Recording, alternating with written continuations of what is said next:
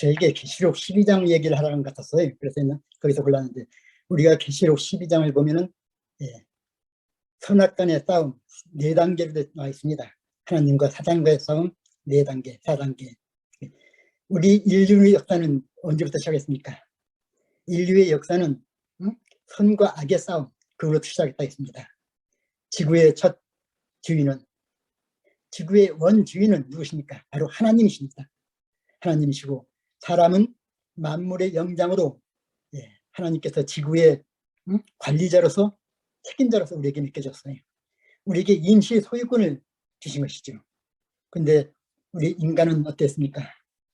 인간은 지구 관리 책임자로서 사단의 미혹에 실패하여 지구의 임시 소유권을 사단으로 넘어가게 됐어요. 사단에게 우리 이 지구 임시 소유권을 하나님에서 사단에게로 뺏긴 것입니다. 인간을 통해서. 그때 인간은 그러니까 사단에게 사기를 당한 것이죠.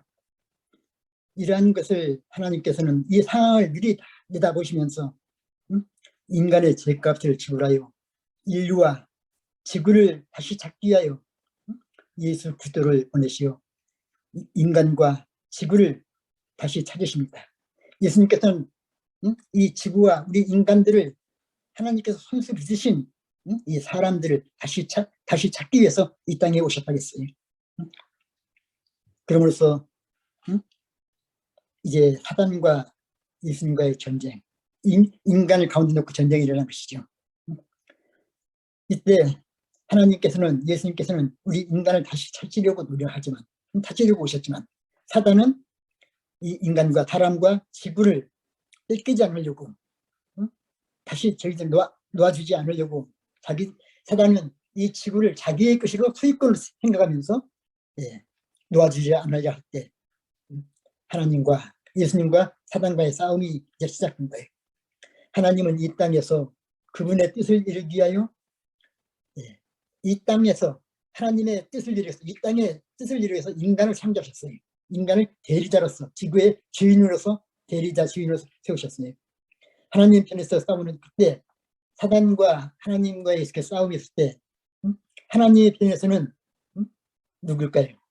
하나님의 편에서는 우리의 교회와, 하나님의 편에 선 교회와 사단에 서 있는 세상 그것과 같이 싸우게 된 것입니다. 세상에서는 선과 악의 싸움으로 이제 하나님과 세상과의 싸움이 시작된 거예요. 이 싸움에서 4단계로 나눠 있는데, 이 첫째 단계에서는 계시록 12장이 나와 있습니다. 12장 7절로 9절 있는 말씀입니다. 제가 읽으면, 하늘에 전쟁이 있으니 미가엘과 그의 사자들이 용으로 더불어 싸움에 용과 그의 사자들도 싸우나 이기지 못하여 다시 하늘에서 저희의 있을 곳을 얻지 못한지라. 큰 용이 내어 쫓기니 옛뱀 곧 마귀라고도 하고 사단이라고 하는 온 천하를 깨는 자라. 땅으로 내어 쫓기니 그의 사자들도 저와 함께 내어 쫓기니라. 이같이 말씀하셨어요. 여기서 있는 말씀과 같이 1단계 싸움으로서는 12장 7절에 9절에 있는 말씀과 같이 하늘에서 미가엘과 용, 사단과의 싸움이 시작된 거예요. 미가엘과 용의 싸움은, 미가엘과 하늘에서 이 사단과 예수님과의 싸움은 언제부터 시작입니까? 그것은 하나님께서 이 지구를 창조하시기 전, 하나님께서 우리가 이 지구를 창조해가지고 어떻게 할까? 아마 사단이 곧 미혹할 것이다. 그럴 때 우리가 어떻게 할까 하고 세 분의 하나님께서 이 상의를 하셨던 거예요.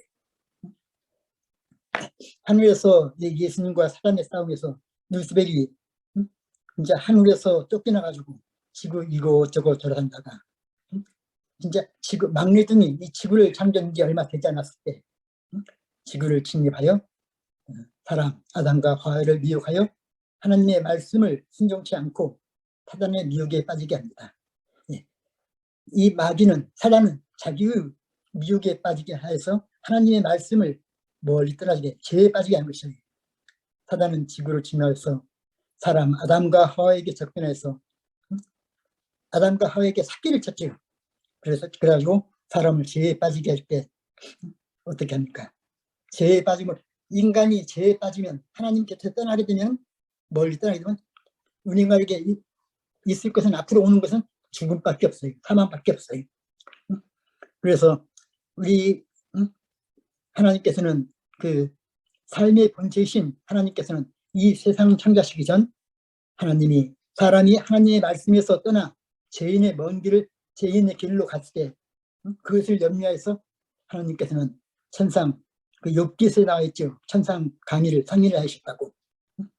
인간이 사기를 당했을 때, 죄에 빠져 하나님의 곁을 떠나 죽을 수밖에 없을 때 인간의 구속을 위한 구속의 경륜을 이때 세우시다 했어요. 인간을 창조하시기 이전에 하나님께서는 인간의 그 구속의 경륜을 다 세워놓으시고, 인간이 아담과 하와가 죄에 빠졌을 때는 어떻게 해야 될 것인가, 그것을 미리 세 분의 하나님께서 다 계획을 발달했습니다. 이때 창세기 3장 15절에 나와 있는 말씀이 있어요. 여기에 있는 말씀이 가장 선과 악의 싸움, 하나님과 사단 간의 싸움, 인간을 가운데 놓고 싸운 아주 큰 싸움을 얘기하셨죠.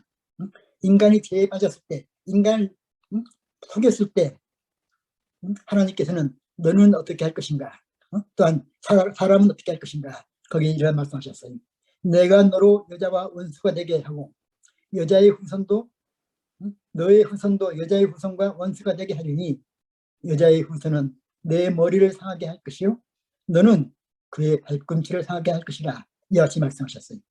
사단이 인간에게 하나님의 말씀을 순종치 않고 죄에 빠져 죽을 수밖에 없게 됐을 때, 죄인 인간의 구속을 위한 그 구속의 사랑, 하나님께서 인간을 위한 그 사랑을, 이 구속의 경륜을 말씀하신 거예요. 사단을 향한, 그러니까 예수님께서는 인간을 위해서는 그런 놀라운 사랑을, 예수님께서 발뒤꿈치를 상하여 인간을 구원할 수 있었지만 하나님께서는 사단에게 너의 머리를 상하게 할 것이다, 예수님께서 오셨을 때 이 구속의 사업을 얘기하시던 것입니다. 그러니까 1단계 사업이 있어서 하나님과 사단과의 싸움에서 인간이 죄를 범했을 때 인간을 갖다가 죄에 빠지게 한 사단은 예수님께서 머리를 상하게 할 것이고, 사단은 예수님의 발꿈치를 상하게 할, 머리를 상한다는 것은 완전 치명적인 상태이고, 발꿈치를 상한다는 것은 이제, 그러니까 극히 구분적인 그 고통을 주는으로써 이 선과 악의 싸움에서 하나님께서 승리하시는 그런 얘기를 미리 얘기해 주신 것 같습니다. 땅에서는 예수님과 용의 싸움입니다. 인간이 죄를 지었을 때 하나님께서 이 땅에 이제 지어놓으신 아담과 하와를 통해서 그걸 구원하기 위해서 사단과 예수님, 아이와의 싸움, 예수님과 싸움이 무슨 아이, 그 아이는 바로 교회를 피한다고 그랬어요. 그래서 여기 계시록 12장 5절에서 1절에서 5절에 보면 이런 말씀이 있어요. 하늘에 큰 이적이 보이니 해를 입은 한 여자가 있었는데 그 발 안에는 달이 있고 그 머리에는 12별의 면류관을 썼더라. 이 여자가 아기를 베어 해산하게 되매 아파서 애써 부르짖더라. 배가 아파서 많이 이제 부르짖게 됐다 했죠. 하늘에 또 다른 이적이 보이니 보라, 한 붉은 용이 있어 머리가 7이요 뿔이 10이라. 그 머리에는 7 면류관이 있는데 그 꼬리가 하늘의 별 3분의 1을 끌어내다가 땅에 던지니라. 용이 해산하려는 여자 앞에서 그가 해산하면 그 아이를 삼키고자 하였더니 여자가 아이를 낳으니 이는 장차 철장으로 만국을 다스릴 남자와 그 아이를 하나님의 앞과 그의 보좌 앞으로 올려가더라. 여기에서 그 흰옷 입은 천사, 이제 또한 정결한 여인, 교회를 이제 얘기하게 되는데요. 이 교회 성경에서 그 여인은 누굽니까? 여자는 교회를 상징하는 데였어요. 정숙한 여자는 하나님의 말씀에 충실한 정결 있는 교회고, 부정한 여인은 세상과 타협하여 진리에 순종치 않는 배도한 교회를 상징한다 했습니다. 정결한 여인은, 정숙한 여인은 하나님의 교회를 상징하고 부정한 여인은 진리에서 떠나서 진리에 순종치 않는 배도한 교회를 세운다, 상징한다고 했습니다. 여자가 아이를 베어 해산하게 될 때 매우 진통이 심한 같이 사단의 증오와 핍박 가운데서 고난을 치르며 인류의 구속, 인류의 구주 예수 그리스도를 이 땅에 탄생시키시는 하나님의 교회를 말하고, 예수님이 탄생할 때 당시 어땠습니까? 상황이. 하나님의 교회는 로마의 핍박 아래서 아주 정말 알할 수 없는 고통 가운데 있었죠. 그러면서 로마의 핍박 아래서 메시아 예수님이 속히 오시기를 기다리는 이 고난의 시기였어요. 여자가 낳은 아이는 장차 철장으로 만국을 다스릴 남자 예수 그리스도를 상징합니다. 아담과 하와가 타락하던 직후에 하나님께서 그들을 구원하시고 사단을 멸망시키기 위하여 보내시는 역사는, 아담과 하와가 사단으로 인해서 이제 죄에 빠져서 죽을 수밖에 없게 되었을 때 하나님께서는 이 사단을 멸망시키시고 여자의 그 여인의 후손, 바로 여자의 후손으로서 예수님을 보내심으로써 우리 인간을 구속하시겠다 하는 그러한 놀라운 이제 말씀을 하셨죠. 계시록 12장 7절 9절 아까 읽었죠. 하늘에서 전쟁이 있으니 미가엘과 그의 사자들이 용으로 더불어 싸울세 용과 그의 사자들도 싸우나 이기지 못하여 다시 하늘에서 저의 있을 곳을 얻지 못한지라. 큰 용이 내어 쫓기니 옛됨 마비라고도 하고 사단이라고 하는 큰 온 천하를 깨는 자라. 그가 땅으로 이제 쫓겨내느니라. 그것이 말씀하시죠. 용 사단의 머리를 상하게 할 자는 누굽니까? 여자의 후손이. 여자의 후손 예수님은 이 땅에 오시자 이제 사단의 이제 예수님께서 이 땅에 오시자 이제 사단은 헤롯을 통해서 예수님을 어떻게 하겠습니까? 헤롯을 통해서 2살 아래에 있는 모든 남자아이를 죽이려고 했죠. 그러므로 인해서 예수님이 죽음으로써 그 구속의 그 계획을 아주 실망하게 지나가게 하려고 했던 것입니다. 예수님이 이 땅에 오지 못하게 함으로써 사단은 자기가 계획한 대로 이 땅을 인도하려 했지만 예수님께서는 이 땅에 오셔서 진짜 강야로 예수님을 피하게 하신 것 같이 예수님은 그 사단의 권위에서 피하여 애굽으로 피해서 애굽에서 2살이 될 때까지 거기에 있음으로써 헤롯이 모든 아기를 유다의 모든 아기, 그러니까 구세주 예수님이 탄생할 것을 탄생한 예수님과 함께 모든 아이를 통해서 예수님도 같이 함께 죽게 하려고 했지만 하나님께서는 예수님을 애굽으로 피난시켜서 거기서 예수님의 생명을 이제 변하게 아주 생명을 가지게 하셨죠. 잊어버리지 않게. 그래서 이번 이 첫째 단계에서는 사단과 하나님의 싸움, 사단과 하나님께서 이 아담과 하와를 가운데 두고서 싸움이고, 두 번째 싸움에서는 사단이 인간을 완전히 이기려 하였지만 예수님께서 이 땅에 오심으로써 예수님께서 인간의 구원의 계획을 완전히 확고히 하시고 구원의 계획을 이루어 오셨다 했어요. 그 길을. 그래서 여기서 이 계시록 12장에서는 이 선악간의 싸움, 하나님과 사단의 그 싸움이 세 단계로 구분해서 말했는데, 계시록 12장 6절에 이런 말씀이 있죠. 그 여자가 광야로 도망하며 거기서 1260일 동안 저를 양육하게 하여 하나님이 예비한 것이 있더라. 이 교회가 광야로 도망하네. 광야는 어디입니까? 광야는 세상에 아무도 살지 않는 이 신천지, 이 아메리카라고 했어요. 미국이라고 했어요. 광야를 도망함으로써 거기에서 1260년 동안 이제 하나님께서 예비한 이 땅이 있다겠죠. 그리고 13절에서 16절에 보면 용이 자기가 땅으로 내어 쫓긴 것을 보고 남자를 낳은 여자를 핍박하는지라.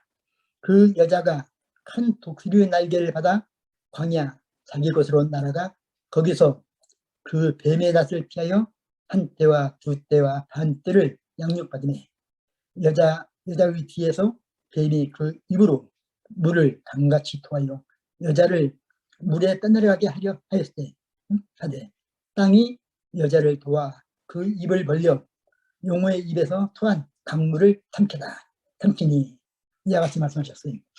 교회에 대한 그 사단의 말하신 그 집중적인 공격이 이제 시작된 것이죠.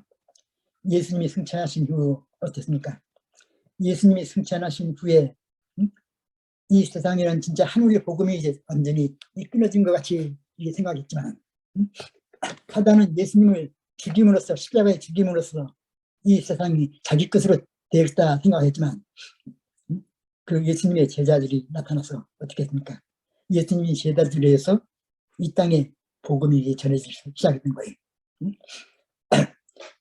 사단이 인간을 다 죽이기 위해서 그 노마 그것을 이제 일으켜서 노마를 일으켜서 이 땅에 있는 모든 복음을 완전히 다 없애려 했지만 인간들을 하나님으로부터 멀리 떠나게 하였지만 이 예수님의 제자들이 일어나서 하나님의 말씀으로서 순종하여 그런 이렇게 했다 했습니다. 사단도 이제 이렇게 할 때 사단도 자기의 그 전략을 무조건 예수님을 믿는 사람을 죽일 수가 없다. 내가 예수님을 믿는 그리스도인들을 예수님으로부터 떠나게 하려면 어떻게 할까 많이 생각하다가 이제 교묘한 그 방법을 하나 생각하게 됐죠. 하나님께서 안식일을 기억하여 거를 지키라. 안식일이라는 것은 하나님과 인간 간의 그 표징이었지. 안식일을 지킴으로써 우리는 하나님의 백성이 되고 안식일을 지킴으로써 하나님은 우리의 구세주가 된다. 우리의 아버지가 되신다. 그런 말씀이 있었죠. 이때 진짜 사단도 이제 전략을 바뀌어가지고 교회의 사단이 교회를 통해서 많은 이스라엘 백성들, 하나님의 백성을 핍박하면 핍박할수록 사람들은 하나님의 백성들은 더욱더 하나님 말씀 안에서 굳건히 서려갈 때 사단은 하나님의 편을 못 쓰게 하기 위해서 이제 하나님의 안식일을 이제 변경시킨 거죠. 그럼으로써 사단의 자기 편으로 노마 교양을 일으켜서 안식일을 갖다 일요일로 변경시킴으로써 하나님의 백성을 하나님을 제대로 따르지 못하게 했을 때 그들은 자기 편에 사단의 편에 이스라엘 백성들이 하나님의 백성들이 다 갈 줄 알았어요. 그러나 여기서 사단이 일요일을 예배일로 안식일을 갖다 일요일로 변경해서 그리스도의 정신을 세상의 유혹으로 빠지게 할 때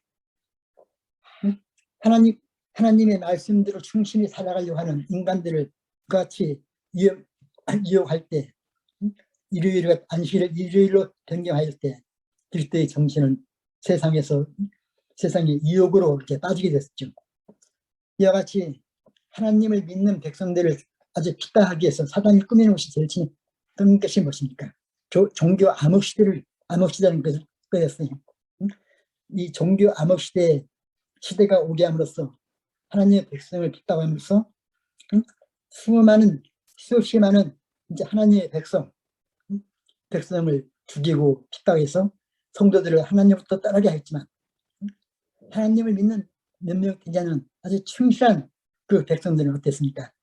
그들은 어떠한 핍박과 역경 가운데서도 말씀 안에서 떠나지 않냐면서 그 말씀 가운데서 아주 함께 기도하며 하나님의 말씀 안에서 굳건히 쓰려고 아주 그 핍박 안에서도 죽음 앞에서도 예수님의 말씀을 지키면서 계명의 참된 수요자로서 하나님의 백성들은 참된 백성으로 이제 남아서 그 하나님의 백성의 렉을 계속 이뤄나가게 됐다겠어요.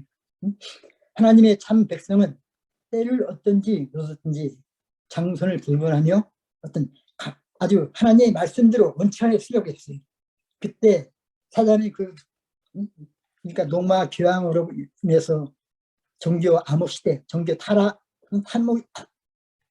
종교를 갖다가 이제 압박을 할 때 하나님의 백성들은 어떻게 했습니까?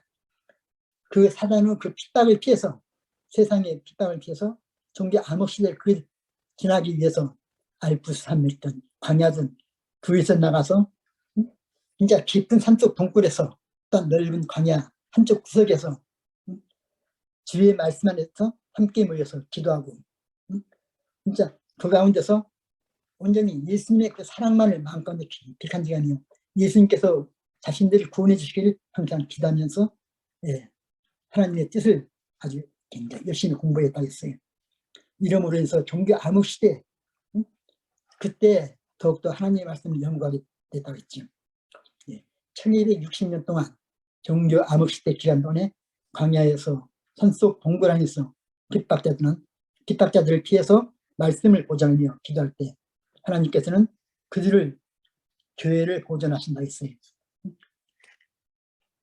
마귀가 사단이 아무리 하나님의 백성들을 핍박하고 그들을 죽이고 엎드려 하였지만 하나님께서는 그들을 진짜 알프스 산맥 그 깊은 동굴에까지 숨기게 하시며 거기에서 하나님의 말씀을 아주 연구하게 함으로써 더욱더 하나님을 핍박 가운데서 더욱더 하나님의 더 찾게 됐다겠죠.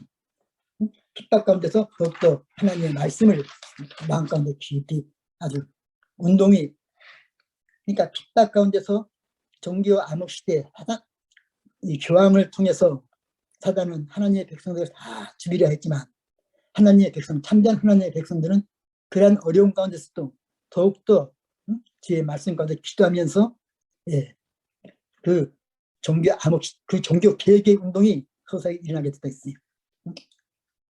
이 종교 개혁의 운동을 인해서 이 종교 개혁자들의 그 운동을 인해서 로마 천주교를 이제 인해서 죽임을 하게 될 때 종교 개혁자를 통해서 이제 어떻게 됩니까? 그들이 죽임을 당하면서까지도 하나님의 말씀을 굳건히 붙잡고 있을 때 또한 그들을 통해서 이 개신교회 하나님의 교회가 이제 세워지게 됐죠. 로마 천주교를 떠나서 도망하여서 개신교회 하나님의 백성을 이제 개신교회로서 하나님을 철저히 믿음 안에 살리라 철저히 믿고자 그들은 그 자기 그룹 그것을 형성했다 했어요. 그러니까 개신교회를 형성했다 했습니다. 그러므로써 이 종교 개혁자들로 인해서 세계 각지에서 이제 이 종교 개혁이 일어나게 됐죠. 그때 이 종교 개혁이 일어났을 때 로마 교황은 이 하나님의 백성들을 핍박할 때 이들은 이 종교 개혁자 하나님의 참된 백성들은 어떻게 했습니까? 그들과 싸우기에 너무나 힘이 들고 무서워서 이젠 이 하나님 백성들은 도망가기 시작했지. 그러니까 한마디로 청도교가 돼가지고 그들이 도망간 것은 어디입니까? 청도가 돼가지고 그 로마 교황의 그 핍박을 피해서 간 것이 자 그때 메인프라후지 그것을 타고서 동쪽으로 하면 이제 아주 사단이 자기들에게 힘을 미치지 못한 그것을 도망할 것이다 생각하고 이 청교도들이 메이플라워를 타고 도망했을 때 그들은 신대륙 아메리카를 발견하고 거기서 이제는 우리가 여기까지 왔으니 교황을 떠나 멀리 도망왔으니 여기서 우리는 교황이 없는 진짜 교회 신생 아주 그 자유교회 그러니까 뭐라고 할까요? 신생 종교의 나라를 세우자. 그렇게 함으로써 이 미국이 아메리카 대륙에서 미국이 출발하게 됐다 했습니다. 계시록 12장 16절에 나와 있죠. 땅이 여자를 도와 그 입을 벌려 용의 입에서 토한 강물을 다 삼키니 이 땅이 여자 교회를 도와 청교도의 나라 곧 이 종교 자유의 나라 미국이 되어졌다 했어요. 사단이 하나님의 백성을 핍박하여 다 죽게 하였지만 이 청교도들은 그 사단으로부터 나오는 그 더러운 그 악의 물 그것을 피해서 새로운 땅으로 도망갔을 때 이 새로운 땅에서는 사단이 이제 토한 그 강물 더러운 그 물들이 사단의 그 더러운 계획들이 이루어질 수가 없다 했어요. 왜? 이 신생 대륙에서는 그들이 사단이 보낸 모든 것들을 다 그 더러운 물을 다 삼켜버렸다 했어요. 그럼으로써 하나님 백성들에게 그와 같은 어려움과 역경이 이루지 못하겠다 이와 같이 말씀하셨습니다. 그러니까 이 세 번째 단계까지 이제 이루게 된 것이죠.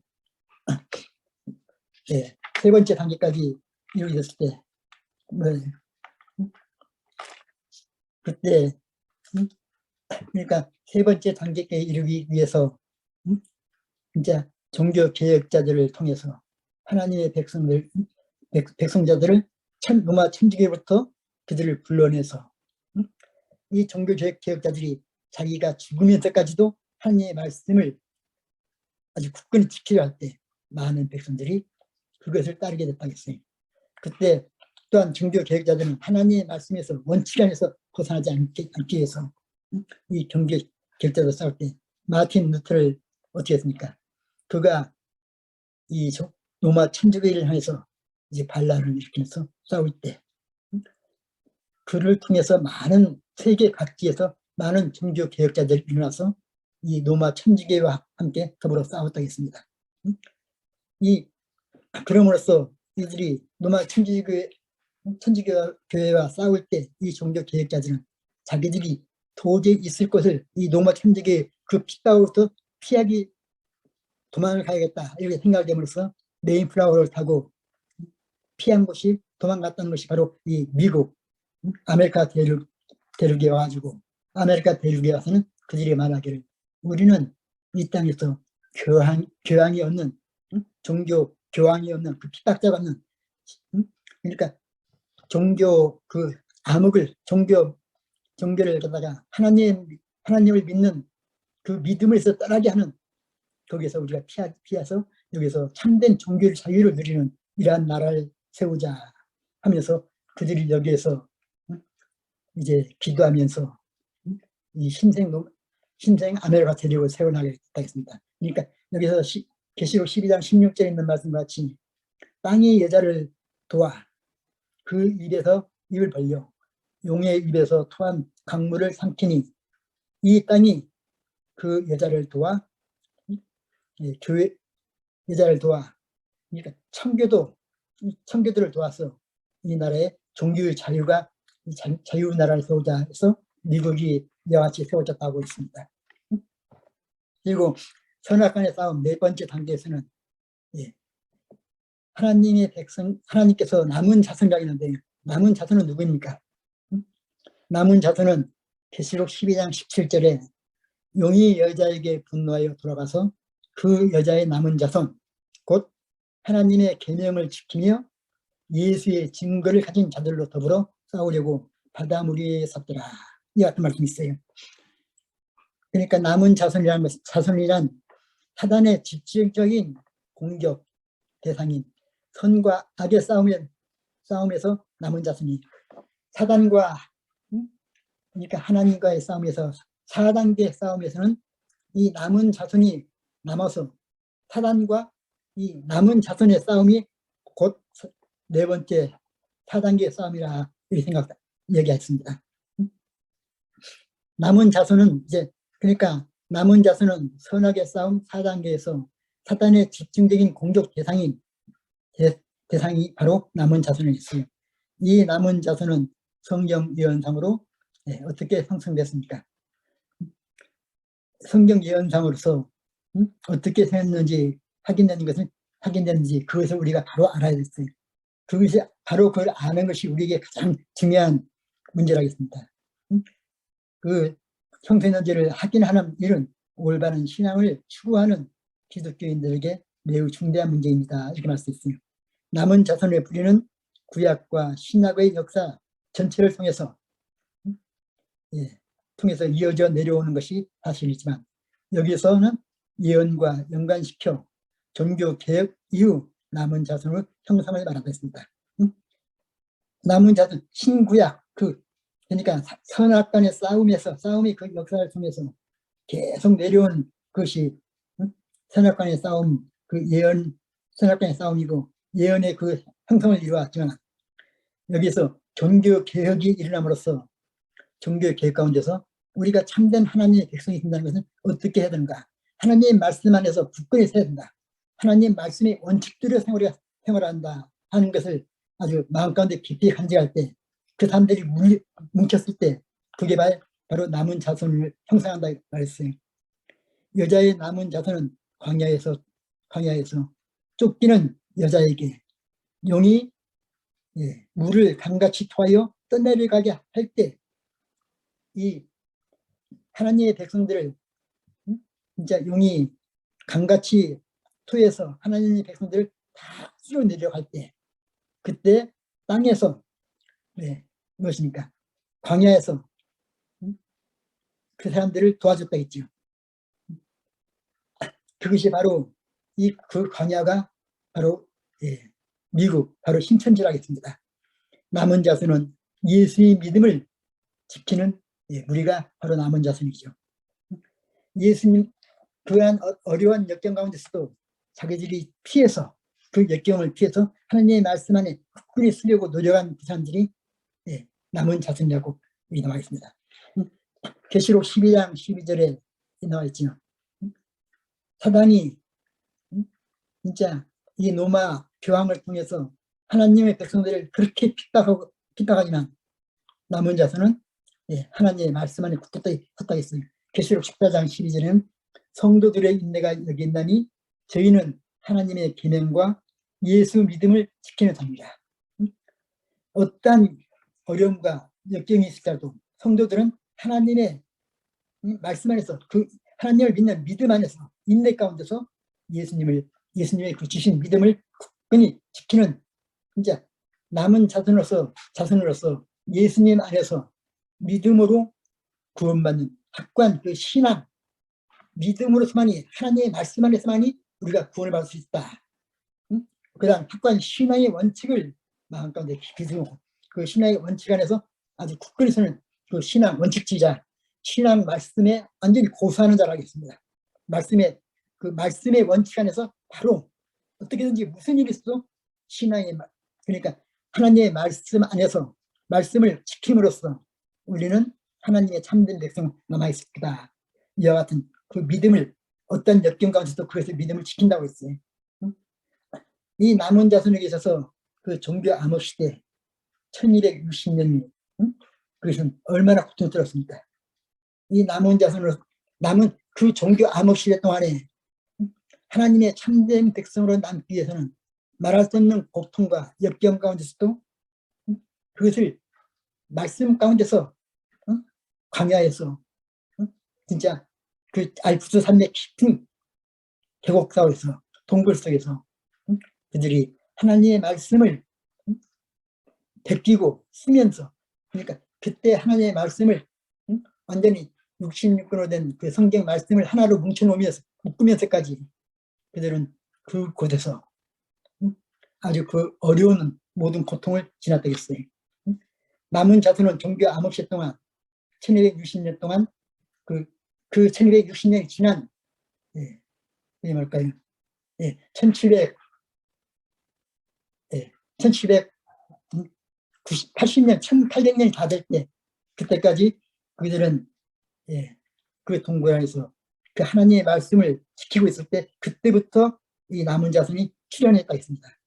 남은 자손은 선악의 세 번째 싸움이 끝난 선악의, 그러니까 노마 교황과 하나님의 백성과의 그 싸움에서 노마 교황이 하나님의 백성들을 죽이려고 그 같은 고통을 살 때, 이 하나님의 백성들은 그 광야에서 알프스 산의 깊은 동굴에서 피해서 거기서 계속 믿음을 지킴으로써 그들은 종교 자유 시대가 열릴 때 1860년이 지난 다음에 이제 나와서 바로 이 남은 자손 무리가 종교 자유가 형성됐을 때,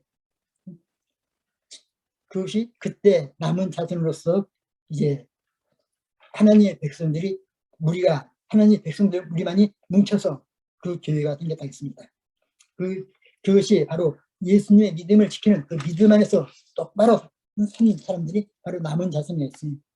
남은 자손은 그리스도 안에서 믿음으로 구원을 받는 확고한 신앙을 고사하게 됐고, 이러한 무리를 가운데서 우리 교회는, 쉐린 교회는 믿음이 구원이 되는 성경의 권위나 말씀의 주인이신 하나님을 절대적으로 신뢰한다 했어요.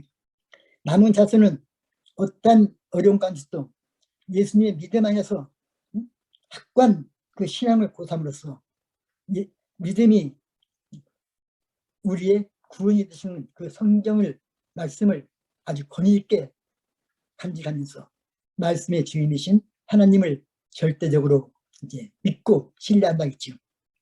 우리 재림교회는 그리스도를 믿음으로 구원을 얻는 것 외에는 다른 어떠한 방법도 말하지 않는다 했어요. 우리가 구원을 얻는다는 것은 우리 교회가 구원의 그 문을 열어놓은 구원의 문이라는 것은 확고한 그 예수님을 믿는 그 믿음만이 우리를 이 세상에서 구원할 그 믿음이 우리의 구원자라고 하나님 예수님을 우리가 믿을 때 예수님만이 우리를 구원해 주신다는 것은 확고히 믿고 있다고 했습니다. 계시록 그러니까 14장 12절의 말씀이 뭐였죠? 성도의 네. 성도의 인내가 여기 있나니 저희는 하나님의 계명과 예수 믿음을 지키는 자입니다. 성도의 인내, 어떤 어려운 가운데서도 하나님의 말씀 안에 굳건히 쓴다는 것은 그러기 위해서는 하나님의 말씀을 굳건히 믿고 하나님 안에 그 믿음 안에서 하나님 안에서 굳건히 쓴다고 했습니다. 남은 자손은 하나님의 계명을 지키고 또한 계시록에 기록된 계명을 지키는 우리가 그들이 남은 자손이라는 것은 하나님의 계명을 철저하게 지키는 그들이 바로 남은 자손이라고 했습니다. 이제 12장 17절이나 14장 12절에 있는 말씀을 14장 12절 그러니까 12장 14장 제가 읽고 12장 17절에 이런 말씀이 있어요. 용이 여자에게 분노하여 돌아가서 그 여자의 남은 자손 곧 하나님의 계명을 지키며 예수의 증거를 가진 자들로 더불어 싸우려고 바다머리 위에 섰더라.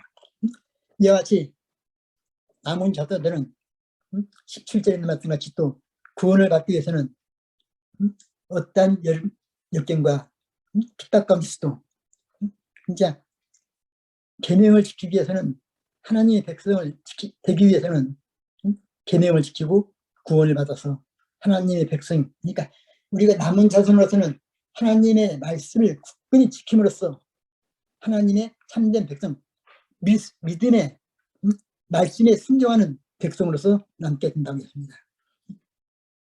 그러면서 계시록 19장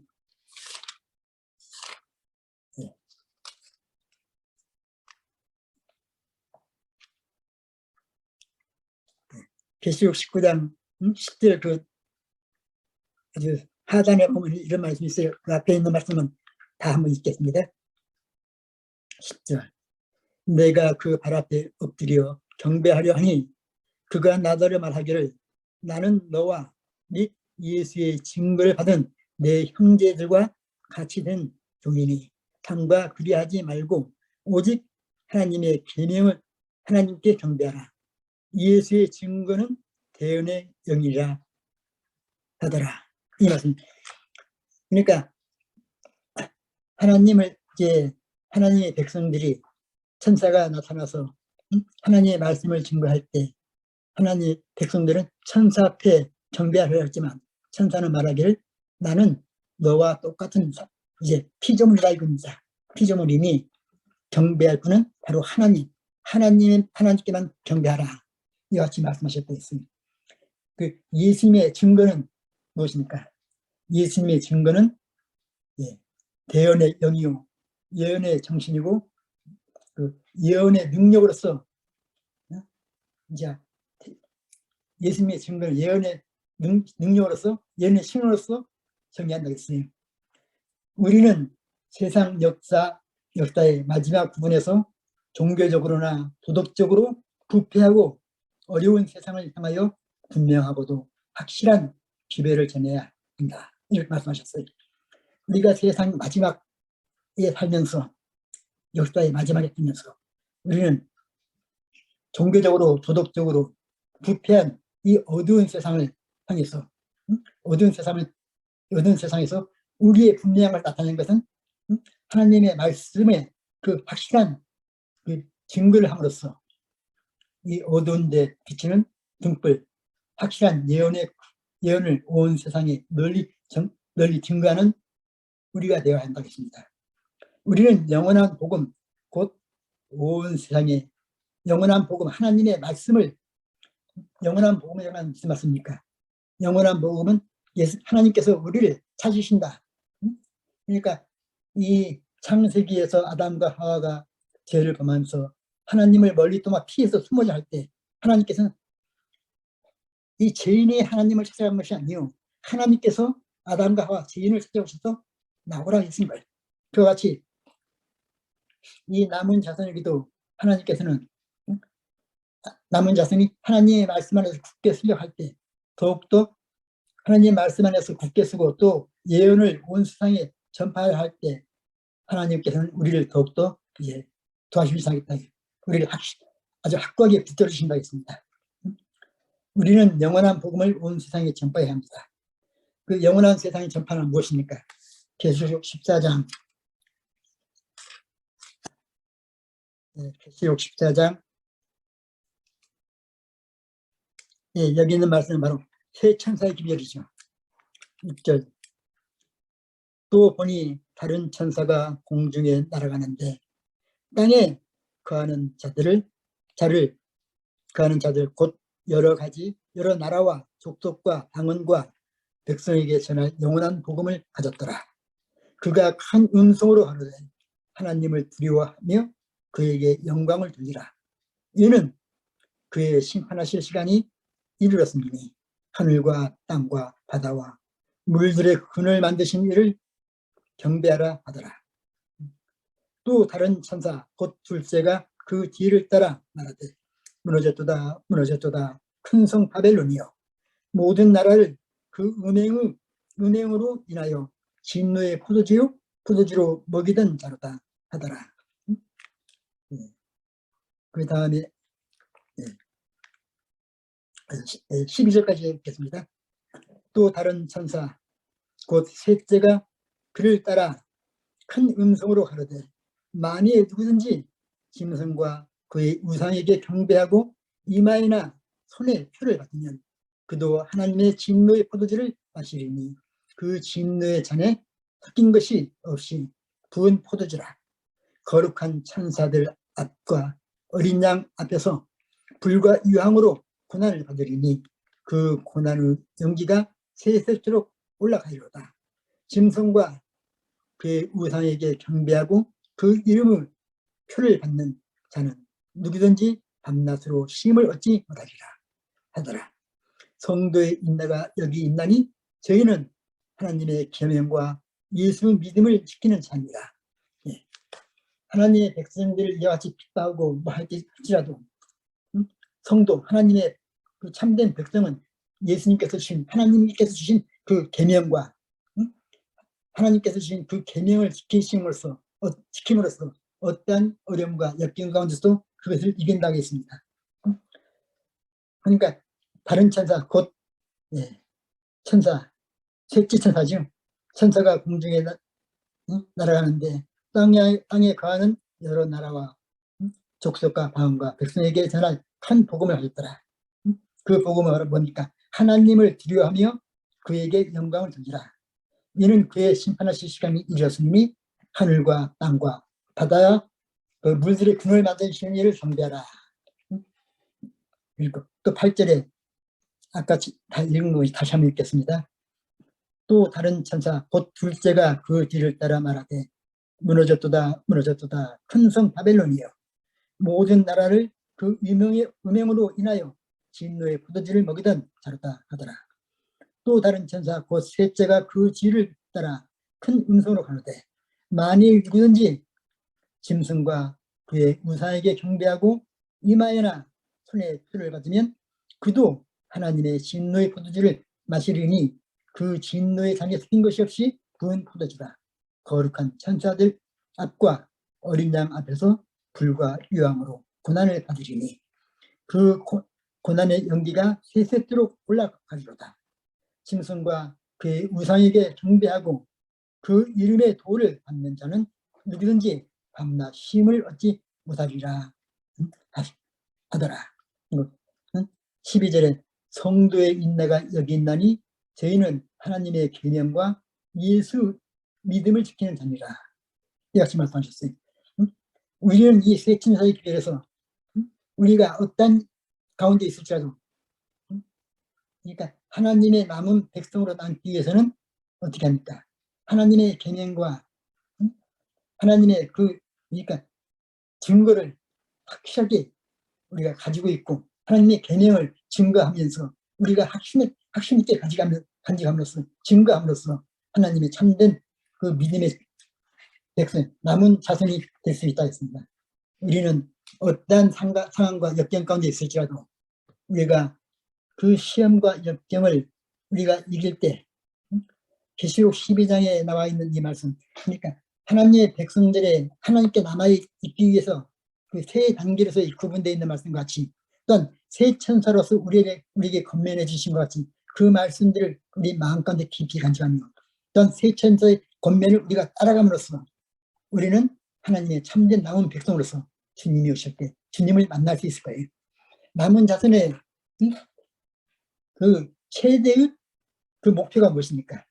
우리는 어떤 시험과 역경 가운데서라도 그걸 다 이기고 언젠 하나님을 믿는 믿음 가운데서 승리하는 삶으로써 다시금 예수님이 오실 때 예수님을 만나는 것이 우리의 최대의 목표입니다.